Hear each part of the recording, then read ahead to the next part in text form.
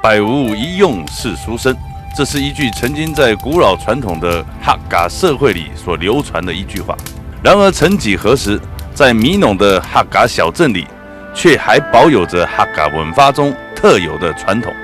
这就是对于文字与纸张的敬仰。一个按照金丝体，在我们米农有西错金丝体，一看到见那睇一个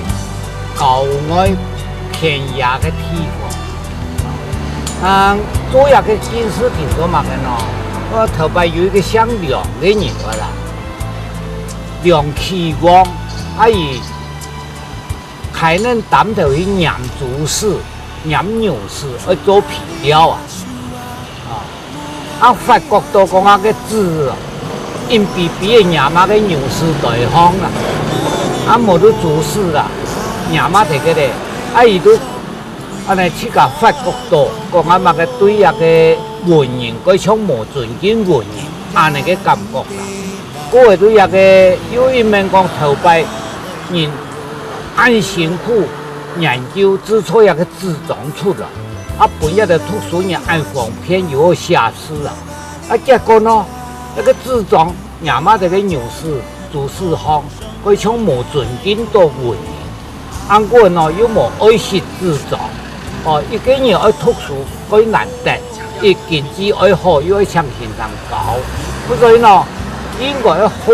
好的保存起来。既然迄个唔可以好，也唔好讲嚟南山跳起，应该一个故事，应该要好好保管，安尼样创造。所以呢，而法国到安尼过后呢，又发起一个运动，号召大家人。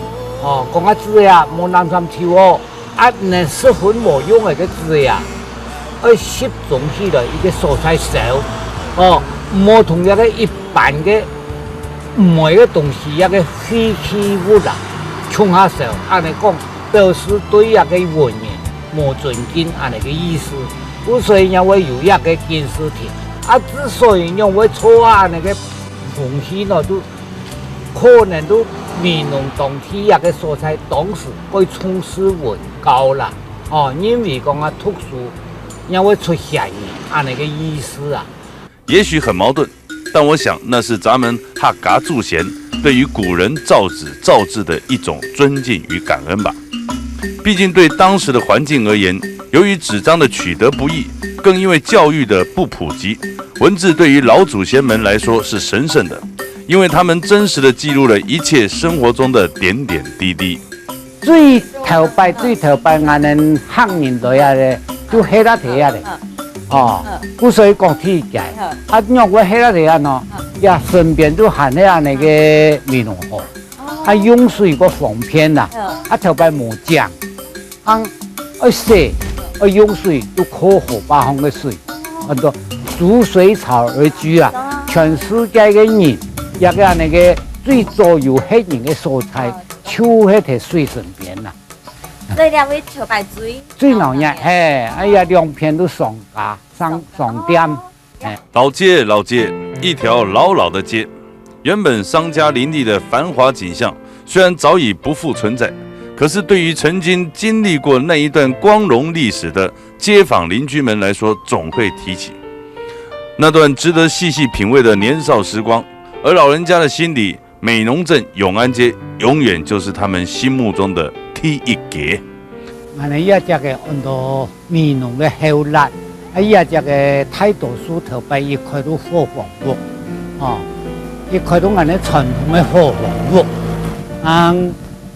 人台按旧的都挂拆黑的呢，都改个现代的火房屋，实在改。